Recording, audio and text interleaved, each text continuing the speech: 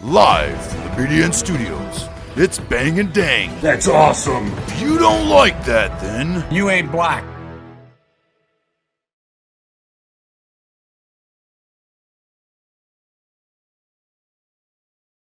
Welcome back to Battles of the American Civil War with your host, Bang and Dang. Coming back to you for, you already know, some more battles. battles after the Battle of Vicksburg. Or actually, Right now, at this point of the war, the Confederates just holding on for a miracle.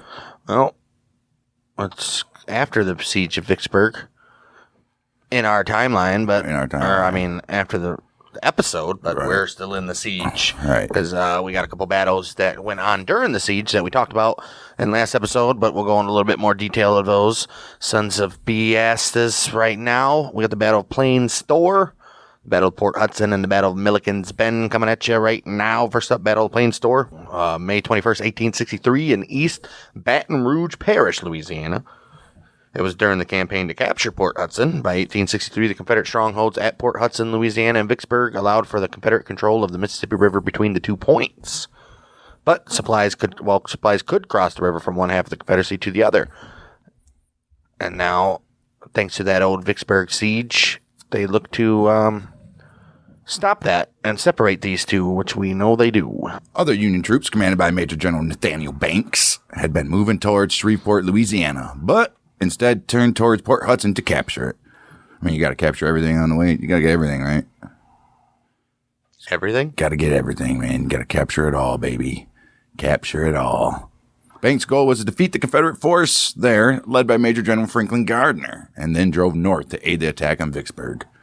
In support of Banks, a Union division led by Major General Christopher C. Augur left Baton Rouge, Louisiana, and moved north. Baton Rouge, yeah. Towards Port Hudson. He did that on the 20th of May with 35 hundo. He said, let's row.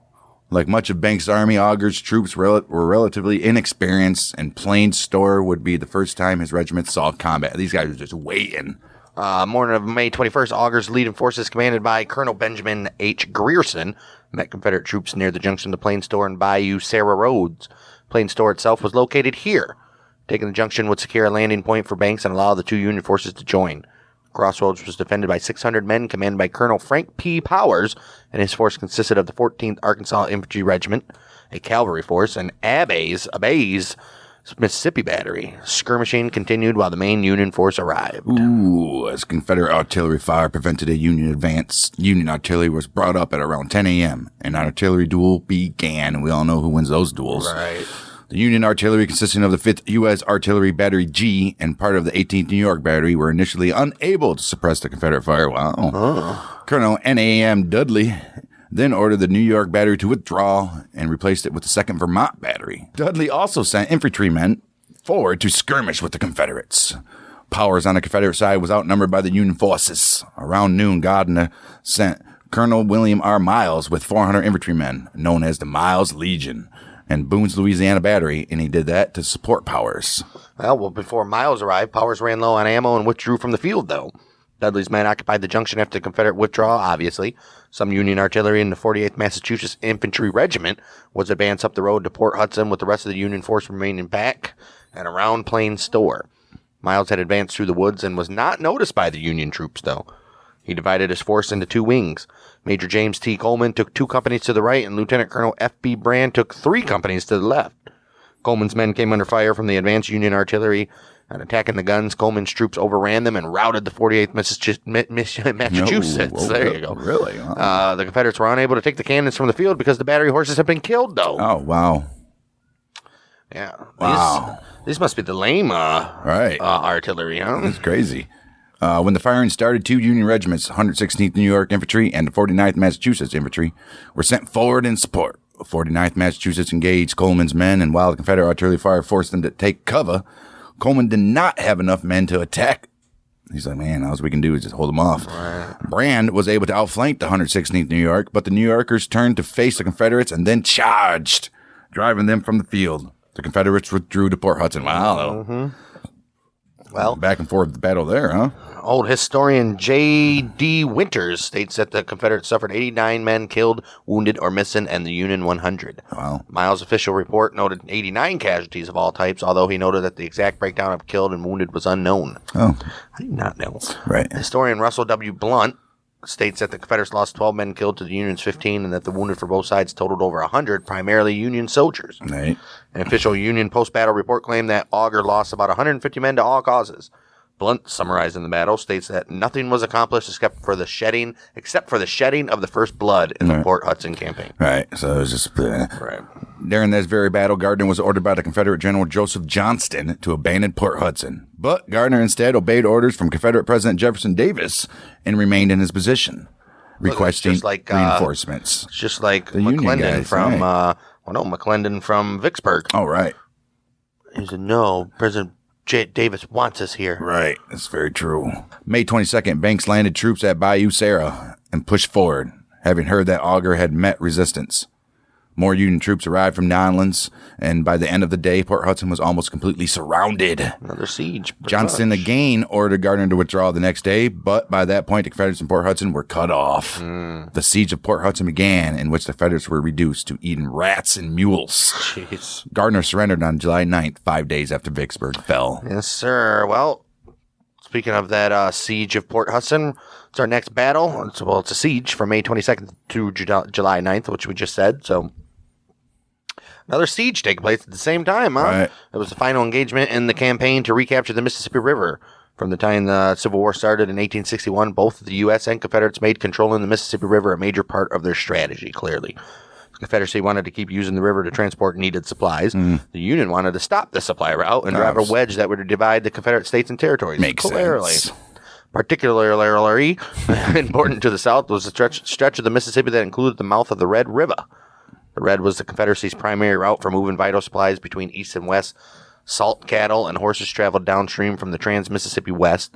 In the opposite direction flowed men and munitions from the east. Ooh, here we go, boys. Right, so they're coming around one way, and the other men are coming that way. Well, spring, early summer, 1862, Union advanced their control of the Mississippi from both north and south. From the mouth of the river, a fleet commanded by Flag Officer David Farragut fought his way through Confederate fortifications in the Battle of Fort Jackson and St. Philip, resulting in the capture of New Orleans, which we did. A second Union fleet commanded by Charles Davis occupied Memphis, Tennessee. After defeating Confederate riverine forces in the Battle of Memphis, to make sure it could continue to use the middle section of the river, the South fortified positions at both Vicksburg and Port Hudson. Well, they lost both of them. Yeah. Especially Vicksburg, they needed that. The initial idea of fortifying the heights of the Port Hudson came from the South's master of fixed defenses, General P.G.T. Beauregard, commander, Army of the Mississippi. Writing to Major General Mansfield Lavelle, commander of the Lower Mississippi, in March 1862, Beauregard recommended it. He says, the fortification of Port Hudson as a measure of precaution against the fall of our defenses north of Memphis. Right. June of 1862, Major General Earl Van Dorn wrote Jefferson Davis. He says, I want Baton Rouge and Port Hudson. Hey. A few days after the fall of Baton Rouge, the Union Confederate General John C. Breckinridge, with 4,000 men, carried out the wishes of General Van Dorn by occupying Port Hudson, which was situated between Baton Rouge and Bayou Sarah, with troops under the command of General Daniel Ruggles. Soldiers of the 4th Louisiana Infantry arrived on the site August 15th, 1862. Hey, fantastic. According to historian John D. Winters, Port Hudson, unlike Baton Rouge, was one of the strongest points on the river, and batteries placed upon the bluffs could command the entire riverfront. It was a position similar to the Quebec City on the St. Lawrence River in the French and Indian War. Okay. The political momentum behind the Union actions against Port Hudson came from the elections of November of 1862. Of course they did. The Republican base, centered in Ohio, Indiana, Illinois, had been shaken by embarrassing Democratic victories. A dramatic letter from Indiana Governor Oliver Morton to Lincoln claimed, "The fate of the Northwest is trembling in the balance." His implication was that unless the independent trade of the Union states along the Ohio River was restored by Union control of the entire Mississippi, further breakup of Union was possible, which is unbelievable. Well, Morton believed the states of Ohio, Indiana, and Illinois were in danger of breaking away from the Northeast to join the Confederacy, which was increasingly becoming a more lucrative opportunity. Really? Right. Wow. In addition, the southern areas of these states have been settled by people from the South, many of whom maintain their identification with that region and its culture. Threat of political fractures galvanized the Lincoln administration into action. Major General Nathaniel Banks was diverted from a possible expedition to Texas and given Benjamin Butler's command of the Department of the Gulf. Union commander of all armies, Henry Halleck, said to Banks that President Lincoln, quote-unquote, regards the opening of the Mississippi River as the first and most important of all of our military and naval operations, right. And it is hoped that you will not lose a moment in accomplishing it. Hey. December 4th, 1862, Banks and his expedition put to sea for New Orleans. Hey, look at that shit. May 1863. Union land and naval forces began a campaign they hoped would give them control of the full length of the Mississippi River.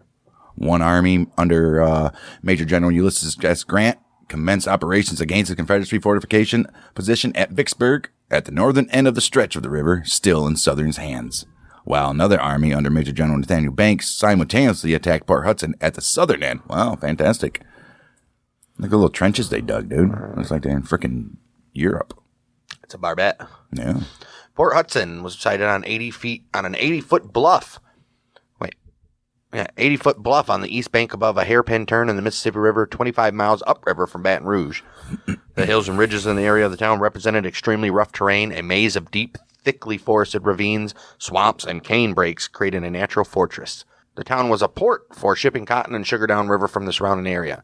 Despite its importance, the city had only a few buildings and 200 people at the start of the war. Wow. The river had shifted south, and the docks had been moved about half a mile to the south. That's not very far. Isn't that crazy, dude? The river, a lot of the river back then doesn't even look like what it looks like now. No, not at all. It just like makes its own path. Right. Crazy. 1862, a railroad was constructed to the town of Clinton. A railroad. Right.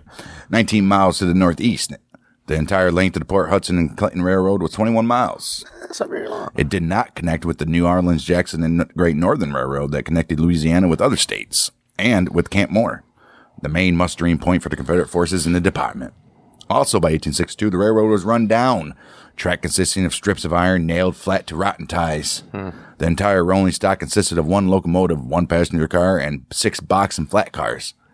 This train could accommodate only a few hundred troops at most, and was inadequate for hauling heavy guns and their ammo. Wow. This lack of transport independent of the river would limit the defensibility of Port Hudson. I mean, that's pretty shitty. So why don't you rebuild it? Right. It's 21 miles. Initial plans for the fortifications were drawn up with the assistance of Captain James Knockett, who was chief engineer for General Breckinridge.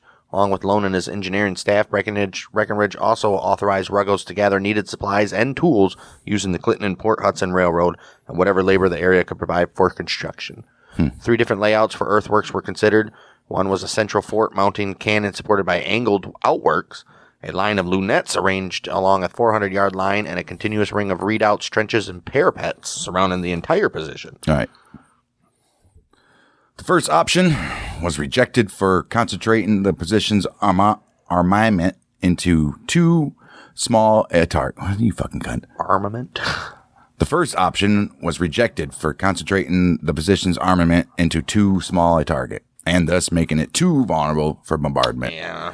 The third options were rejected because a siege was considered unlikely. Oh, idiots. And the task of building such extensive works too ambitious, since the circumference of the ring would have been 8 miles and required 35,000 men and 70 pieces of artillery of defense. Damn. The line of lunettes was determined to be the best plan for the defense of Port Hudson Heights, and the construction started on a line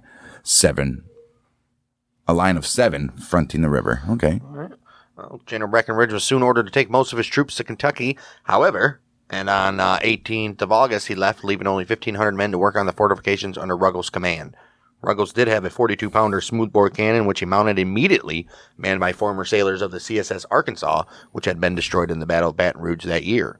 2 32-pounders were shortly added from the abandoned wreck of the USS Sumter. They stole them bitches. Damn right, I would too. General Ruggles was ordered to turn over command of Port Hudson to Brigadier General William Nelson Rector Beale on 29th of August, 1862, and he was to take some of his troops to Mississippi. This was the day of the Union Navy began to contest the guns of Port Hudson for control of the Mississippi.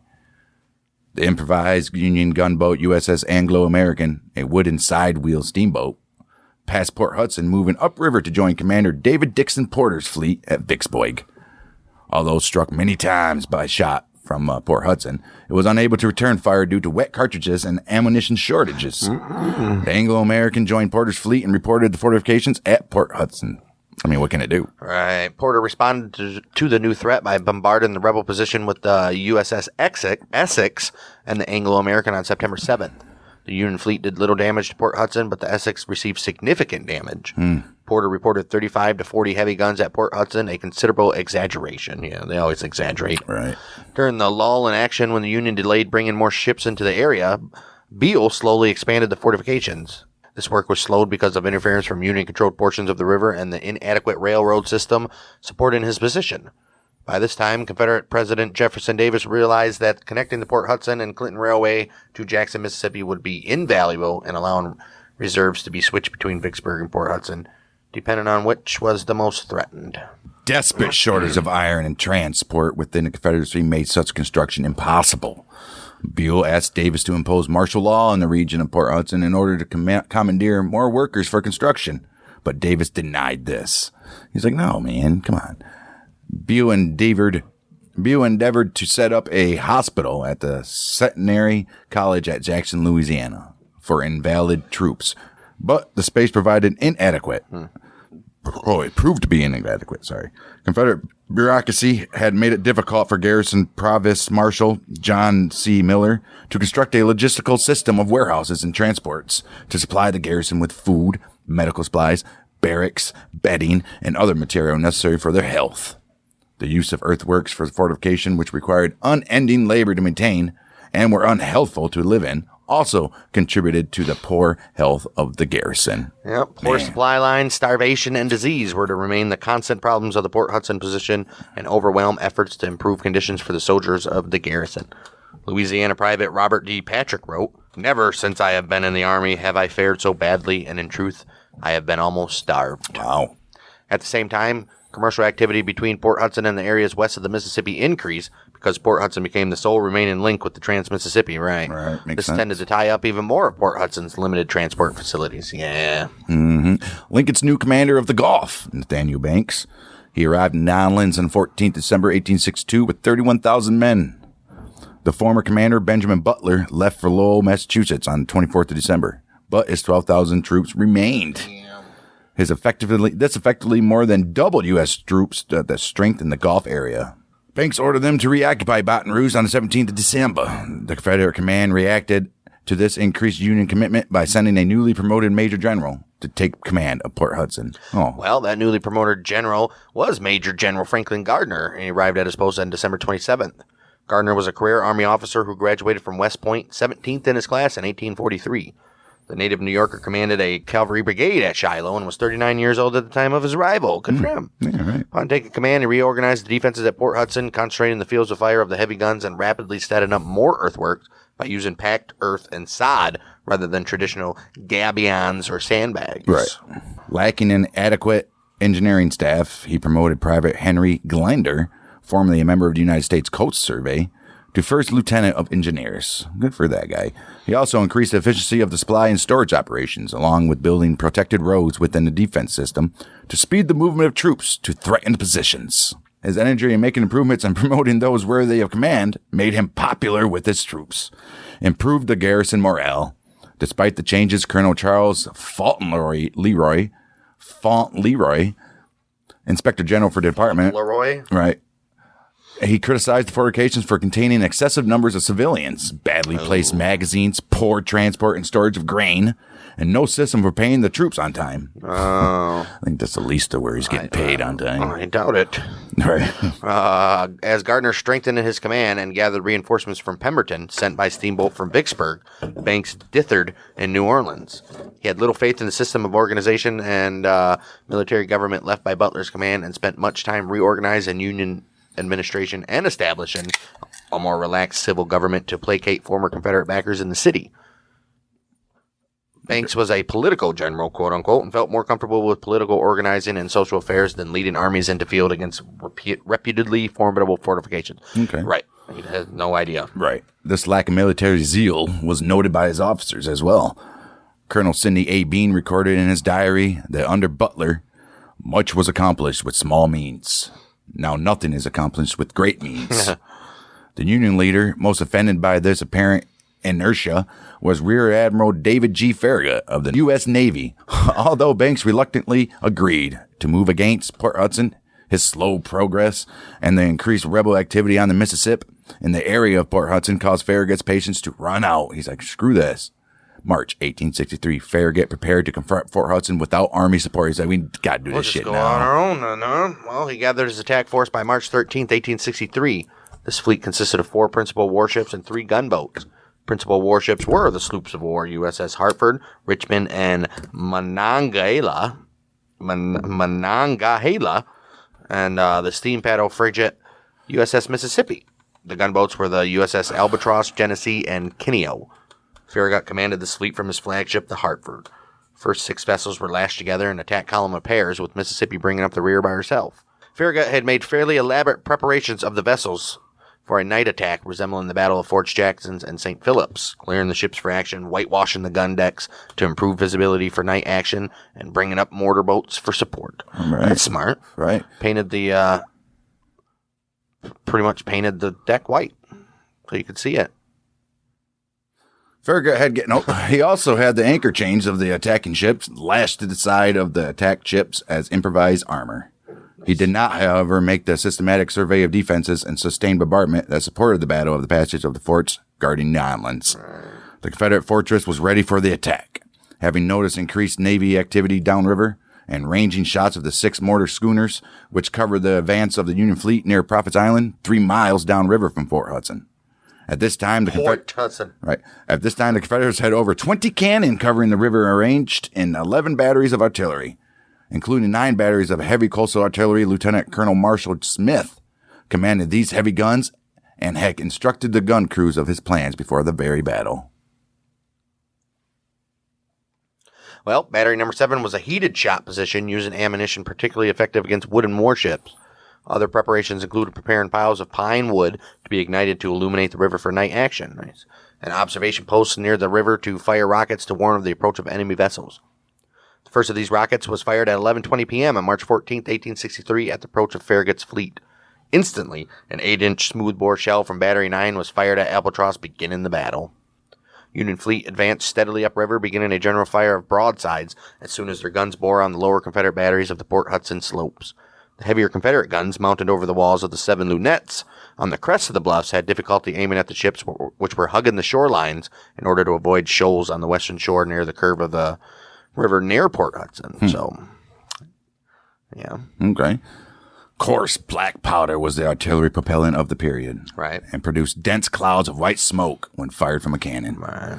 Combined with smoke out of the pine wood illumination fires and the darkness of the night attack, the river valley was rapidly obscured. Blinded by the dense smoke, Hartford and Albatross ran aground on the eastern shore beneath the rebel batteries. Despite remaining aground for 10 minutes, the 2 lashed-together lead ships had passed the last Confederate gun position by 12:15 a.m. and were out of range of Port Hudson by 12:45. Okay. The rest of the fleet was not so lucky. Genesee and Richmond were next in column. A trick of the wind cleared the smoke momentarily between the batteries and the ships, and Richmond was hammered by a rebel shot and shell. Just as Richmond made the turn to the river north of Port Hudson, a 6.4-inch solid conical shot tore through the starboard side, smashing both port and starboard boiler. Wow, safety valves. Oh, no. Oh, this obviously cut power to the engines and filled the ship with clouds of escaping steam. You ain't kidding. Genesee alone did not have enough power to stem the current, and both ships drifted back downriver. The Monongahela and Kineo were next in the column, and, also blinded by the smoke, ran aground on the western shore.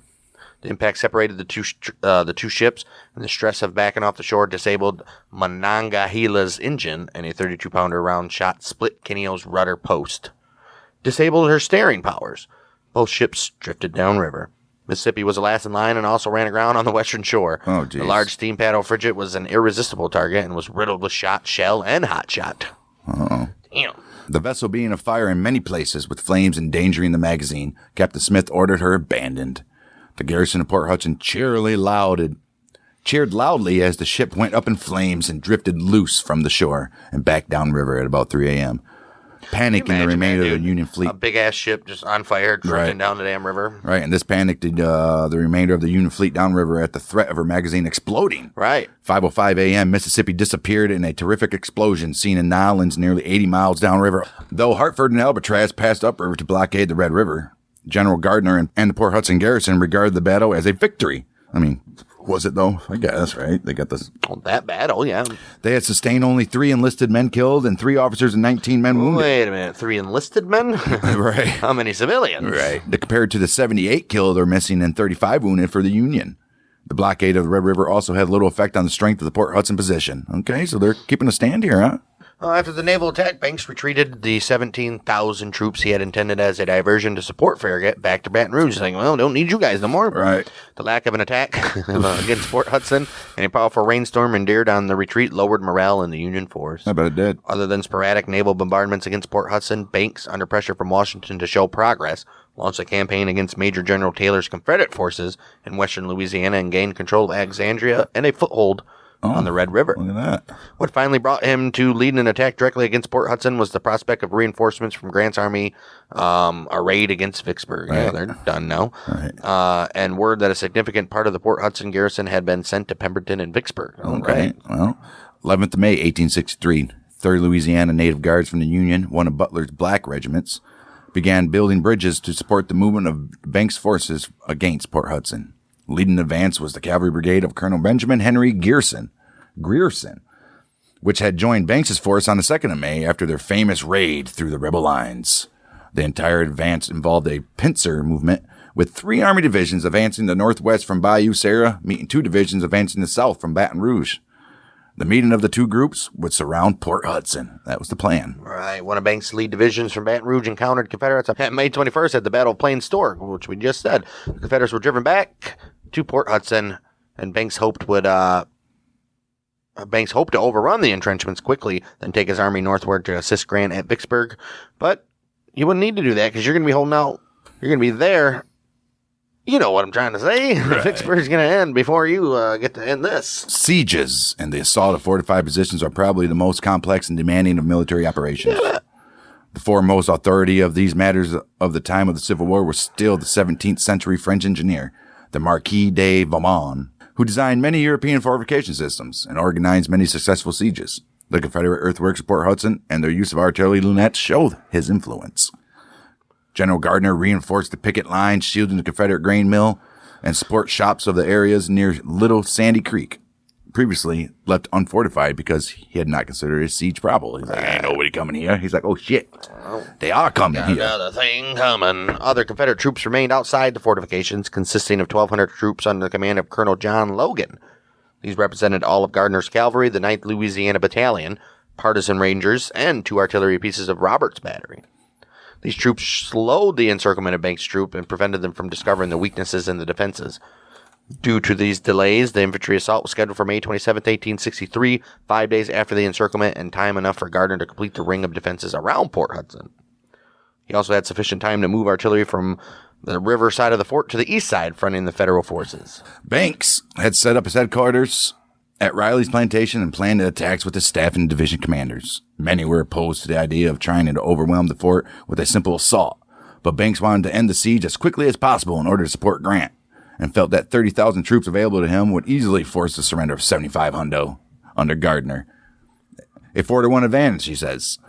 4 different assault groups were organized under the commands of General Godfrey Weitzel, Cuvier Grover, Christopher Auger, and Thomas Sherman. Nope. Often mistakenly identified as a relative of General William Tecumseh Sherman. Sure ain't, though. Banks did not choose a specific time for his intended simultaneous assault. However, ordering his commanders to commence at the earliest hour practicable.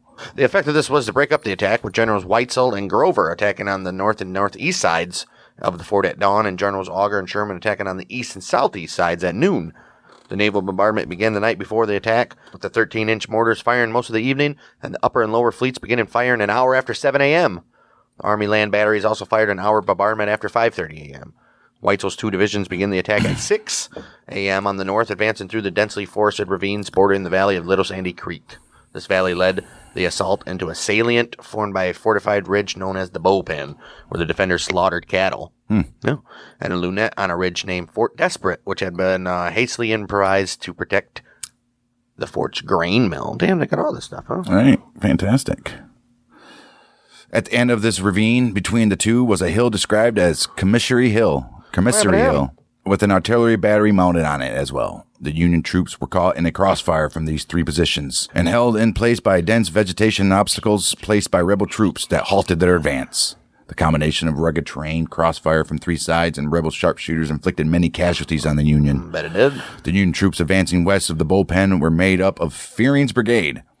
These soldiers were caught between the Bullpen, which had been reinforced with the 14th, 18th, and 23rd Arkansas from the east side of the Port Hudson, and more of the western fortified ridge manned by Lieutenant Colonel M.B. Locke's Alabama troops. Once again, the combination of steep-sided ravines, dense vegetation, and a rebel crossfire from ridge-top trenches halted the Union advance. Premature shell bursts from the supporting artillery of the 1st Maine battery also caused Union casualties. Oh, no!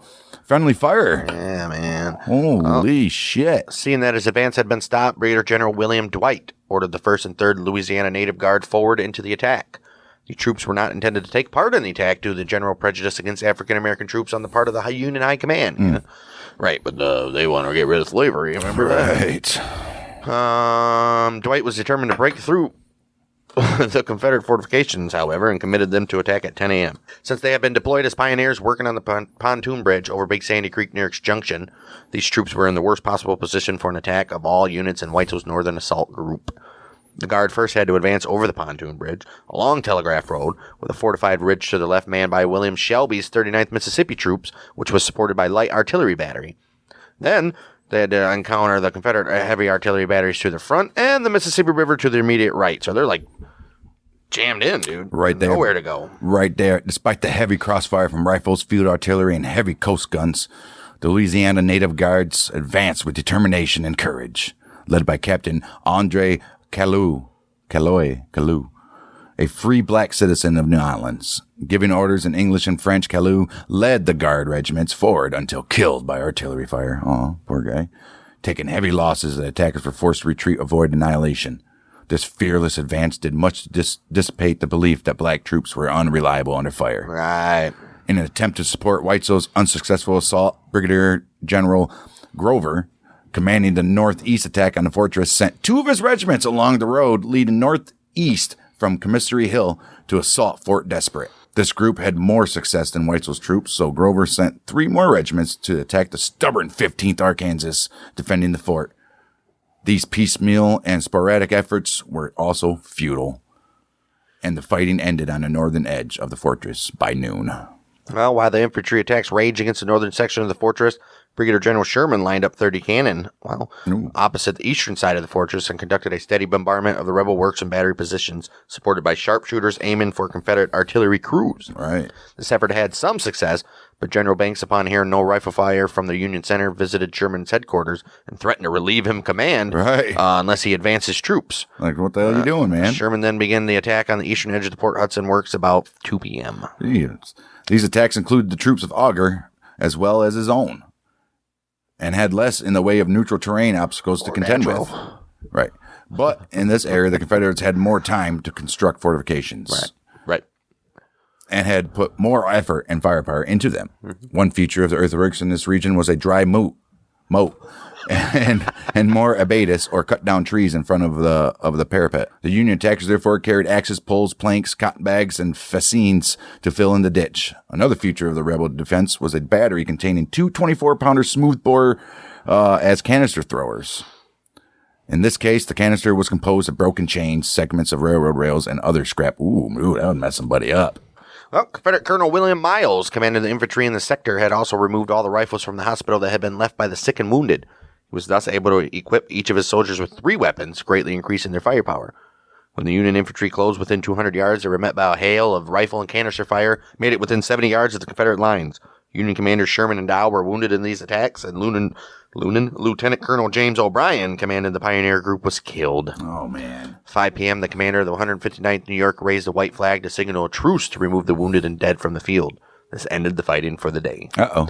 None of the Union attacks had even made it to Confederate parapets, and the Union suffered 293 killed in action, 1,545 wounded, and 157 missing in action, compared to the Confederate casualties altogether of 235. Dude, that's devastating. Wow. Holy shit. The successful defense of their lines brought a renewed confidence to Gardner and his garrison. They felt, though, a combination of well-planned defensive earthworks and the skillful and deliberate reinforcement of the threatened areas. The superior numbers of the attackers had been repulsed. Learning from this experience, Gardner organized a more methodical system of defense. This involved dividing the fortifications into a network of defense zones. Oh, look at that. With an engineering officer in charge of strengthening the defense in each area. Oh, look at this shit. Look at these guys, man. For the most part, this involved, once again, charting the best crossfire from artillery positions, improving firepower concentrations, digging protective pits to house artillery when not in use to protect them from enemy bombardment. All right. Spent bullets and scrap metal were sewed into shirt sleeves to make up canister casings for the artillery, and the heavy coast guns facing the river that had center pivot mounts were cleared for firing on Union positions on the eastern side of the fort. The 3 of these guns were equipped for this, and one 10-inch Columbia ad in Battery 4 was so effective that Union troops referred to it as the demoralizer. Oh. Its fearful reputation spawned the myth that it was mounted on a railroad car and could fire from any position in the fortifications.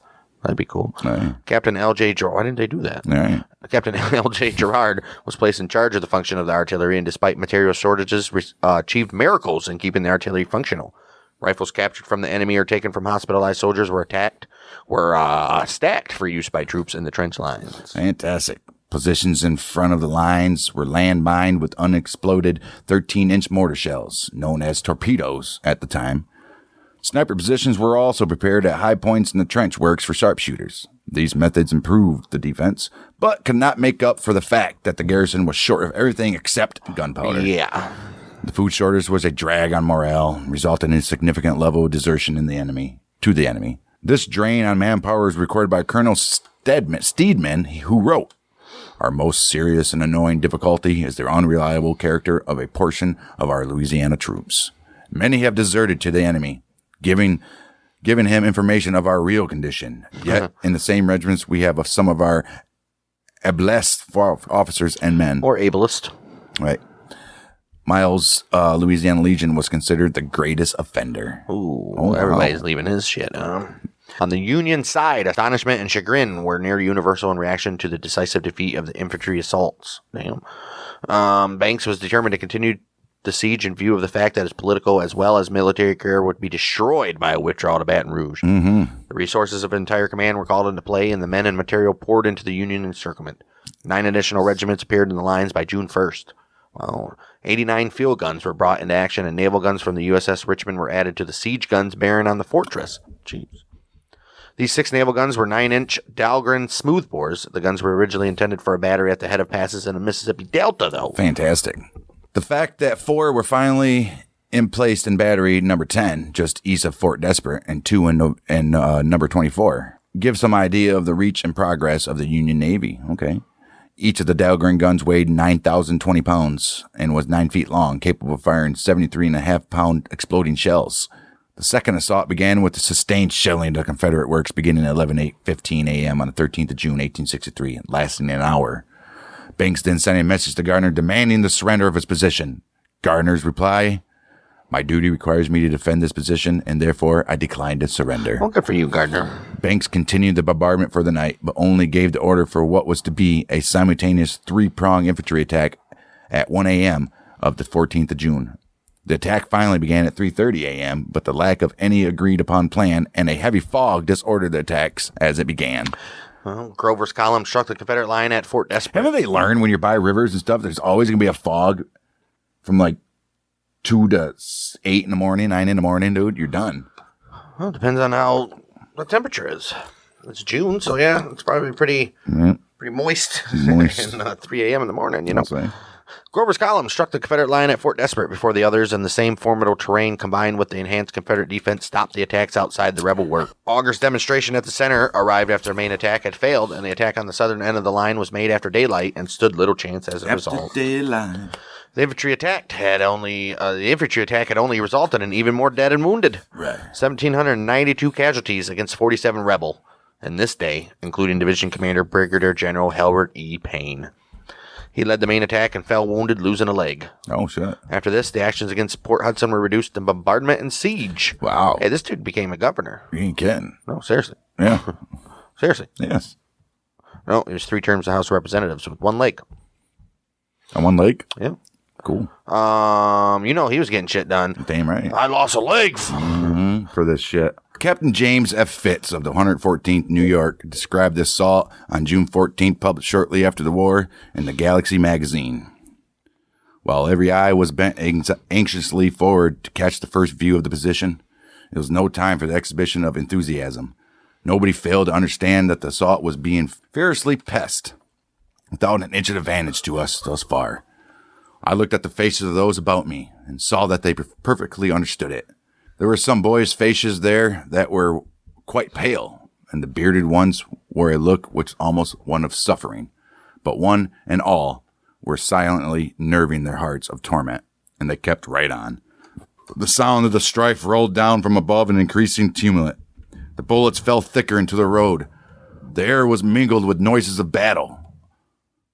The sides of the cut began to slope toward the level of our feet, 2 rods more, and we were out of the covered way. There was an abrupt ascent, then a small area of rough, uneven ground, then a ditch 7 feet deep and quite as wide, while beyond all rose a perpendicular earthwork, not less than 12 feet above the ditch, built in the form of a retreating angle. Here was the point chosen for the assault, and before it was being enacted a scene of slaughter replete with all the horrors of a close and desperate fight. There was not sufficient ground to allow a regiment to deploy to advantage. As fast as they were unmasked from the cut, the companies rushed with a shout up the ascent, across the intervening ground into the ditch. From the parapet of the rebel work came a continual flash of rifles, not in volleys, but in irregular bursts, which never ceased while the attack lasted. The rebels were entirely sheltered behind their defenses. Hardly a head was to be seen above the parapet. The open space before the work was strewn with soldiers in blue, dead, dying, and severely wounded. They lay among the bushes on the hillside and covered from the bottom of the awful ditch, yawning like a grave. At the foot of the work, for a whole hour, there was a continued repetition of the scene. A yell, a rush, shouts, musket shots, cries and groans. The ditch was at last filled with the living and the dead, the former striving, within 6 yards of the muzzles of the rebel rifles, to climb the face of the earthwork, and continually dropping back, with the bullet holes perforated clear through their bodies. Wounded men were killed while trying to crawl beyond the range of fire, or lay helpless under it, unable to hazard an attempt. Every repetition of assault was met by the same murderous discharge, covering the ground thickly with victims, and adding to its horrors of the scene. Captain James F. Fitz, 114th New York. Right, hell of a freaking description there, Captain. Man. I bet he would always remember every detail for the rest of his life. Oh, well, he's dead. Wait, he died that time? No. Well, he did now. Clearly, he didn't die if he just gave a quote to a newspaper. At the day after the last infantry assault, General Banks assembled some of his troops at the Corps headquarters and thanked them for their previous efforts and sacrifices. He also asked for volunteers for a special attack group to be trained intensively to breach a Confederate trench line. His speech generated little enthusiasm, but a unit of 1,036 men was formed and removed to a training camp in the rear to prepare for an attack. There, they assembled siege ladders and organized into 2 battalions commanded by Lieutenant Colonel John B. Van Petten and Lieutenant Colonel A.S. Bickmore. Colonel Henry Warner Burge of the 13th Connecticut Infantry volunteered to lead his Special Assault Regiment. Regular siege operations were also reorganized under the command of new Chief Engineer Captain John Pelfrey. He concentrated the efforts of the siege on 3 areas of the fortifications: Fort Desperate, the Priest Cap, which is Confederates Batteries 14 and 15, and the Citadel, the southernmost point of the bastion of the fortifications, nicknamed by Union forces as Devil's Elbow. These efforts did not involve infantry rushing the trenches, but a siege technique called sapping, or constructing a series of zigzag trenches, fortified batteries, and sharpshooter positions intended to isolate and suppress individual defensive bastions. The sharpshooter or sniper positions were described at the time as trench cavaliers and were raised mounds of earth reinforced with timbers or other materials to allow riflemen to overlook the enemy trenches and fire down into them. Jeez. Okay, that's cool. Well, the citadel was to be reduced by a powerful siege battery constructed on a hill just to the south. Union Battery Number 24 intended to suppress the Confederate position by superior firepower. Union batteries were also constructed on the west bank of the Mississippi River opposite Port Hudson, completely surrounding it with Union artillery batteries. Union forces had also made raids on opposing trenches and batteries to enhance their own trench lines or disable enemy batteries. Some of the 6th Michigan troops opposite the citadel were armed with the 54 caliber breech-loading Merrill carbine, which gave them a rapid-fire edge in trench raids. June 26, a general bombardment of the Union batteries and guns of the Union fleet began, disabling or suppressing what remained of the Confederate artillery. Oh, man, they're picking them apart.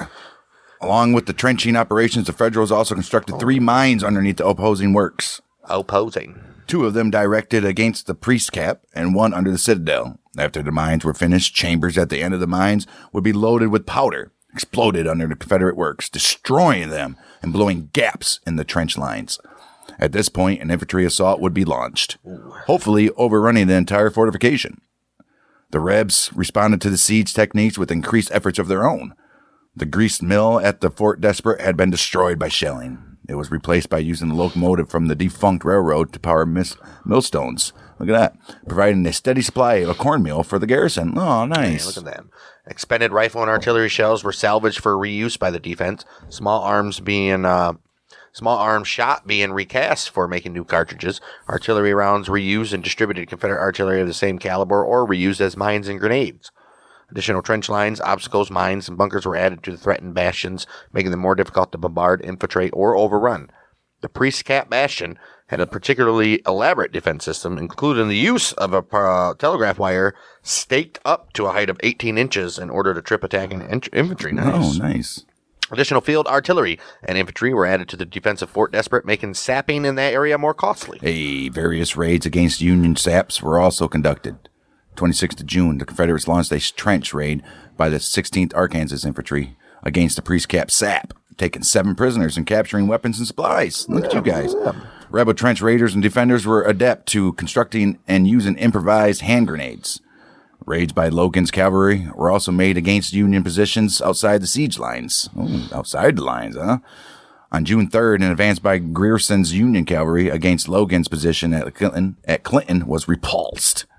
14th New York Cavalry was hit on 15th June near Newport, 2 miles from Port Hudson. Other raids struck Union foraging parties returning from Jackson, Louisiana. They also captured Union General Neil Dow, who was convalescent seen at Heath Plantation. Or Heath. At the Heath Plantation. The biggest raid set fire to the Union Supply Center at Springfield Landing on the July 2. All right. Well, these raids were annoying to Banks, but could not break the siege. It's so annoying. Right. On July 3rd, a countermine was exploded. Damn, dude. So July 3rd. Right. Gettysburg's wrapping up. I wonder if they even know. Right. July 3rd, a countermine was exploded near one of the federal mines under the Priest Cap. This collapsed the mine, but surprisingly did not cause any Union casualties.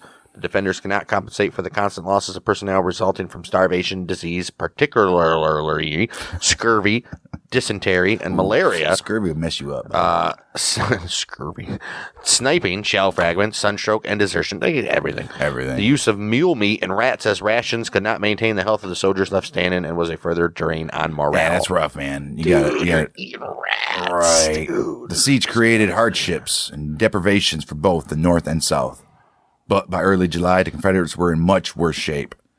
They had exhausted practically all of their food supplies and ammo, and fighting and disease had greatly reduced the number of men able to defend the trenches.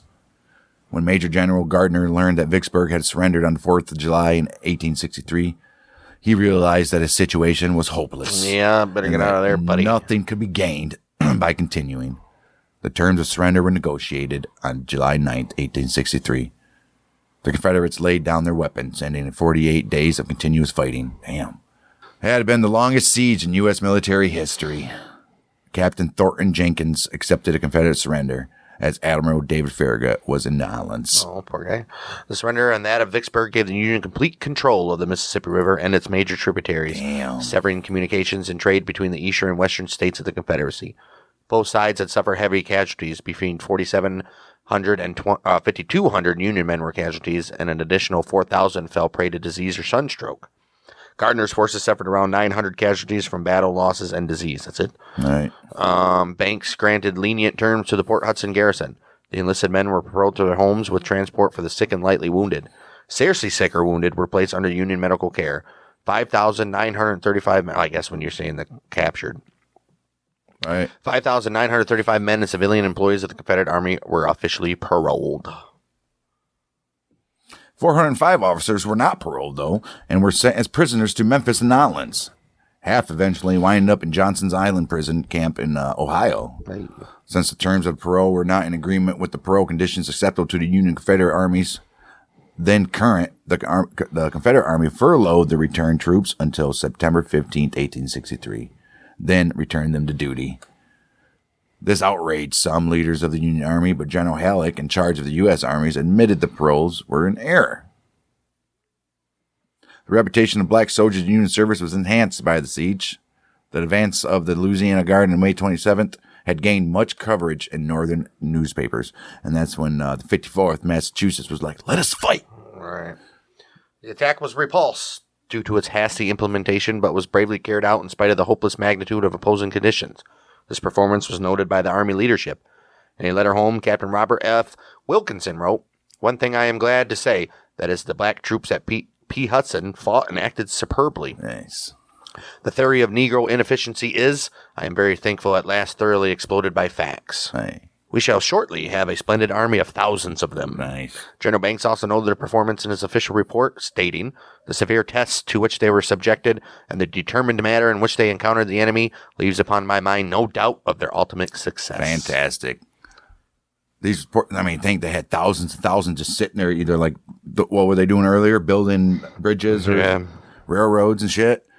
These reports had an impact far from Louisiana or the Union Army. On June 11th, 1863, an editorial from the influential and widely read New York Times stated, "They were comparatively raw troops and were yet subjected to the most awful ordeal.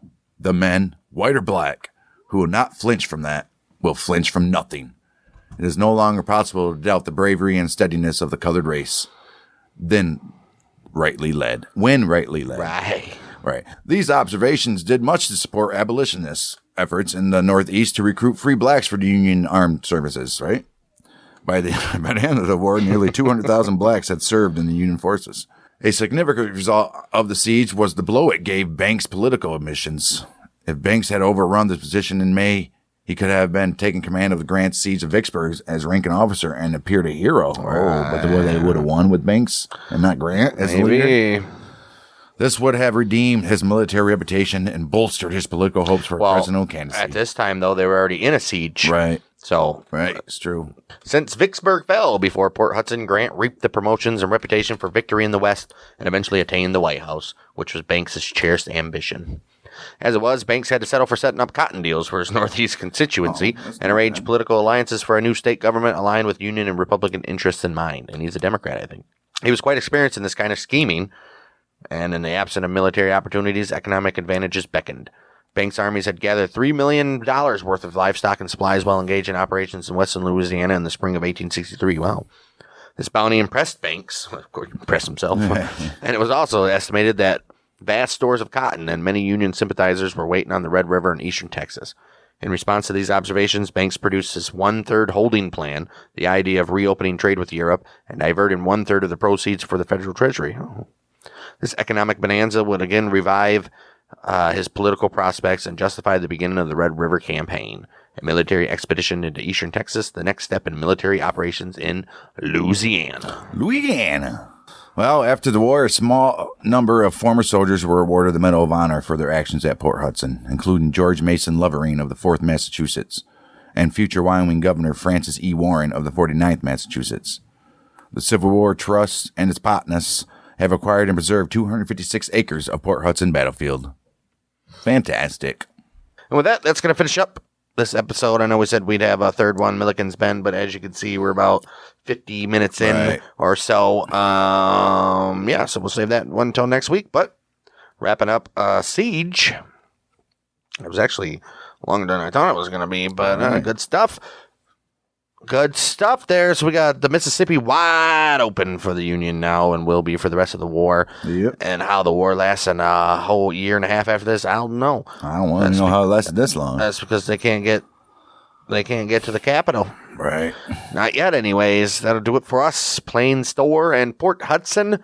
We'll be back next week for Millikins Bend, Brandy Station, Lake Providence, and maybe even Second Winchester. That was supposed to be part of that episode, but probably all 4 of them, actually. When we wrap up next week's episode, we'll have about 2.5 weeks before Gettysburg starts. Oh, shit. Spaghetti. Actually, some of these battles in next week's episode is a part of Gettysburg campaign. So we're getting closer to Gettysburg. Man, it's been a big couple months here in the war for everybody. This is the deciding factor. These from April to July. Yep. And we'll continue that exciting ordeal and the inevitable defeat of the Confederate Army here on Battles of the American Civil War. We'll see you next week. We are the Multi Michiganders with Bang Dang.